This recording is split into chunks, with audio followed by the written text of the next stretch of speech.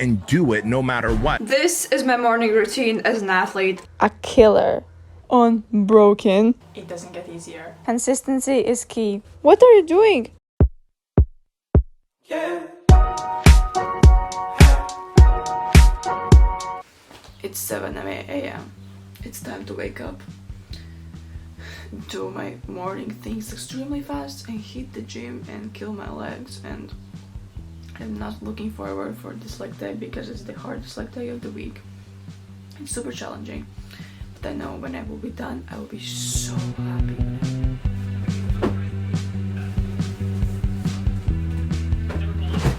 When I get out of bed, I always, with no excuses, with no exceptions, I do some dynamic stretches.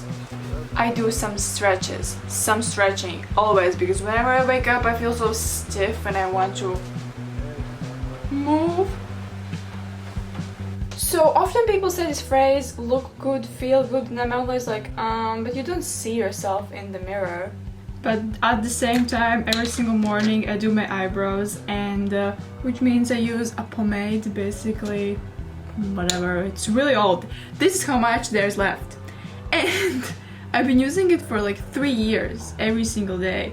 And it costed like less than 3 euros, I think, or something, but probably the price now is, oh damn, I haven't bought makeup or anything like that in years. Because I'm not a girly girl.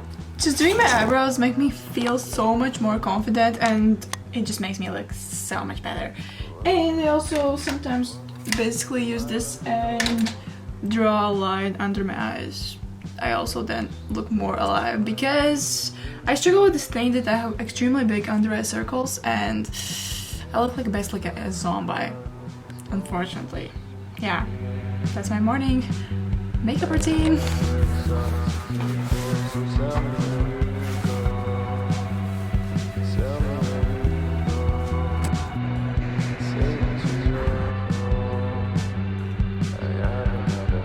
Before I show you my super challenging leg day, it's time for dynamic stretching. And what I do to include pull-ups and chin-ups, I basically do some dynamic stretching. Then I do one set of body weight pull-ups, chin-ups, arm up.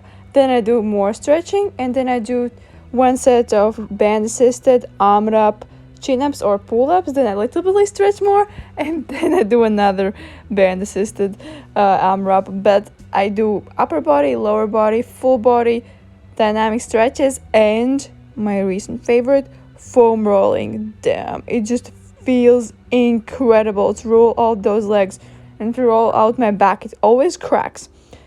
Obviously, the more days I go without it, I'm like, meh, not a big deal. But when I foam roll, I'm like, damn, I missed it. But my quad day starts with front squats. I hate front squats.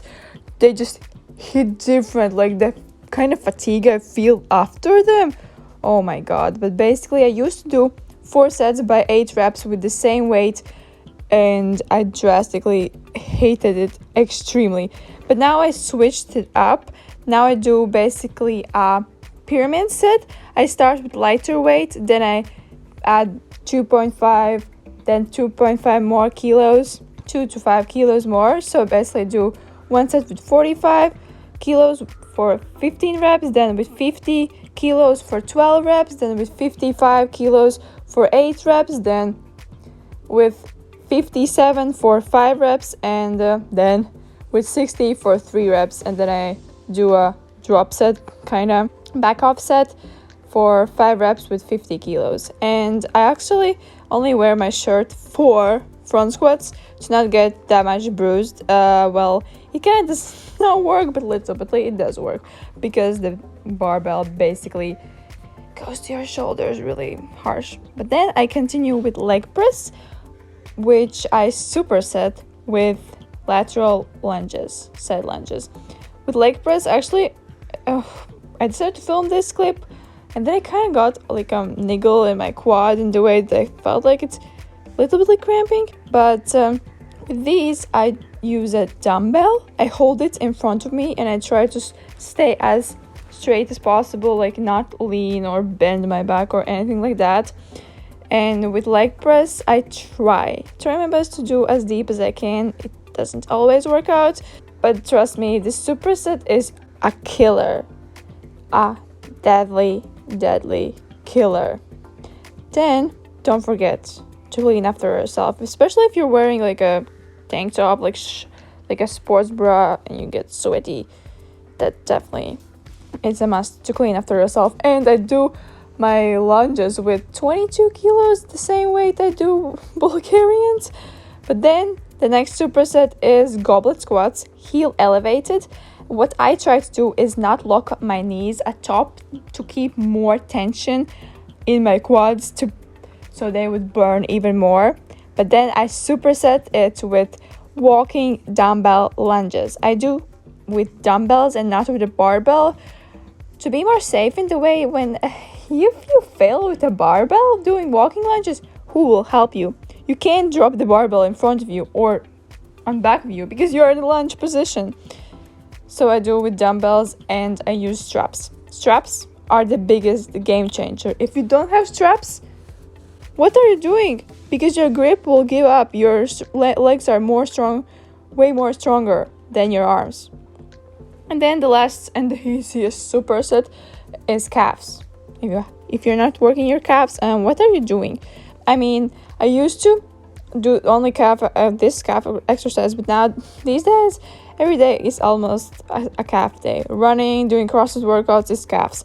And I superset with 45-degree hyperextensions. This is the stance you should use if you want to target your glutes even more. Trust me, your glutes will burn. Thank me later. Then, to kind of little bit recover, I do 6 to 10 minute ab workouts. I will link down below the workout I did. And as yesterday, I did a kind of really crazy hard CrossFit workout. Today, I'm taking it a little more chill, especially after my hardest leg day of the week. This was yesterday's CrossFit workout. It was really sweaty. So today I decided to do something, but not as tough or complicated. But then I realized, well, the workout I chose for today, it's again legs, quad focused. But it started with rowing and it was 5 rounds. So for time, you do 500-meter row, then you go straight into box jump overs. So basically you just jump over the box, and then you go straight into wall balls. That's what you repeat for 5 rounds with no breaks, as it was written unbroken. Try to do it. But before I started this workout, I was like, why am I doing this again? I feel a little tired, but then when I finished, I was like, oh my gosh, I have so much energy, I could do more. But this is the moment when I have to actually realize and understand I need to give my body enough rest. There's no point of doing junk volume. What's junk volume? When you're doing something and there's no point of it because you're just overtraining or overworking. And then I go into yoga. I've been doing yoga for 4 years straight. This has helped me to do splits, to get more flexible. I used to be the least flexible person ever. I couldn't even touch my toes. Now I can do splits. I've said it so many times and I'm saying it again. Consistency is key. Doing it over and over again. See that fitness is the gateway drug. Because in addition to pumping your body with endorphins and dopamine, it teaches you delayed gratification. It teaches you discipline. It teaches you self-motivation. It teaches you consistency. It teaches you to go and do it no matter what, even if you don't see the results immediately, knowing that through faith in what you're doing, the results will come. If you want to see more of these motivational videos, follow me on Instagram and TikTok because I post there daily these things. When I'm finally home, showered, done everything, it's finally breakfast time. Damn, I just got home and it started a little bit raining. I went out to the gym, I was like, damn, I'm sweating. 20 minutes later, everything has changed. I'm obviously starving because it's almost 12 midday and this has become my usual breakfast time. Yeah, that's the reality.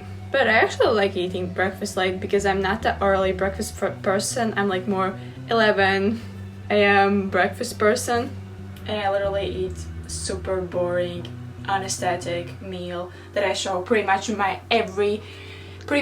all of my videos, which is protein oats. I've been eating that for years. Currently using my protein Spectacular's protein powder, the vegan one, and I basically just pour the oats with hot water and protein powder and creatine, let them sit for a few minutes and eat them with jam. That's it. High protein, really easy. It takes 5 minutes and no thinking, and it doesn't look aesthetic, but I don't care. I like it, I enjoy it, and it works for me, and I'm full because I pour a lot of water over them. Okay, I do understand that not everyone has this much time to just basically work out and just stretch and spend time in the gym, but this is my ideal morning routine. My perfect, not perfect, but what I would prefer. Most people would prefer to sleep in till like 10, 11 and then just start their morning really slow. Unfortunately, I can't do that. Why? Because my anxiety is killing me. Like when I sleep in, I feel like I'm wasting time. Like I wasted so much time, like the whole day is gone. Meanwhile, my sleeping in is 8 a.m. Oopsies. Well, I'm just a control freak. And usually on weekdays I work from 2 p.m. so I do have time when I get home. Okay, 1 hour. I literally get home, eat, chill for an hour, and then I leave for work. Yeah, my day is really busy, kinda. Obviously not as busy as somebody else's, but this is what I do. I hope you got motivated. Try that like day. I've been doing it for a year straight, once a week. It doesn't get easier. You just get used to it. You just get used to that. What time do you wake up at in the morning, usually? And what's the latest you wake up? Bye.